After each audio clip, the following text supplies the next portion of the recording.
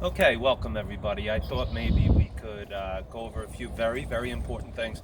What I think is the two most things you need to know about the Phillips curve. But it all begins with our ADSRAS. All right, our GDP here, price level, boom. And then we'll translate it to the Phillips curve. But let's say, for example, there is a worldwide epidemic. And let's say it even turns into a pandemic.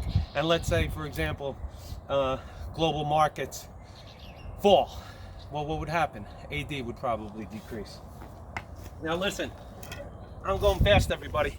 If you checked out last night's video, which you can watch on YouTube from the AP board, it was excellent with the fella going over shifts and whatnot. So I implore you. But what I'm going to do today is highlight the two important things about the short run Phillips curve. Okay, so we got AD. Can you just step up? We got AD shifting to the left because of this pandemic. We all know that when AD shifts left, unemployment increases, our GDP decreases. We know that our GDP increases as you go out from the origin, but here we have our GDP going left. Unemployment's increasing. So now we come over here to the Phillips curve. What does this look on the Phillips curve? We have the y-intercept labeled as inflation. We have the x-axis as unemployment. It slopes downward. Let's check out the trade-off.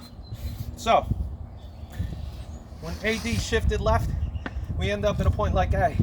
Increased unemployment, decreased inflation.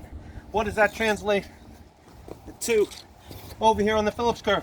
The economy was operating at B before the pandemic. Now, this is the important part. We're going to have a movement down along the short run Phillips curve. Short run Phillips curve from point B to point A. Very important. Notice there's a movement down along short run aggregate supply when AD shifts. Notice also a movement down along short run Phillips curve. That is very important. So when we have an AD shift, we also have a short run aggregate supply movement.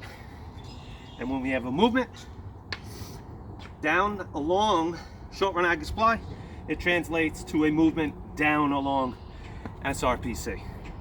Let's say in the summer or in the second half of the year, the economy rights itself. And slowly but surely, AD starts picking up.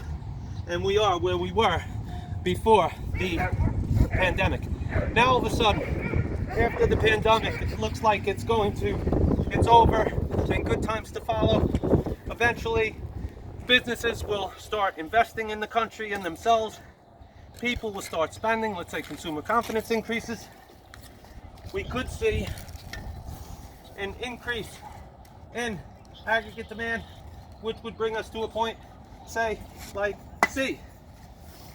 If we do that, same thing happens. A movement up along the short run aggregate supply curve due to a shift in AD would translate to more inflation, bringing a movement up from point B to point C, and it would be inflationary as unemployment would start healing and reducing. That's the very first important point. I'm going to get to the second one shortly. Cut.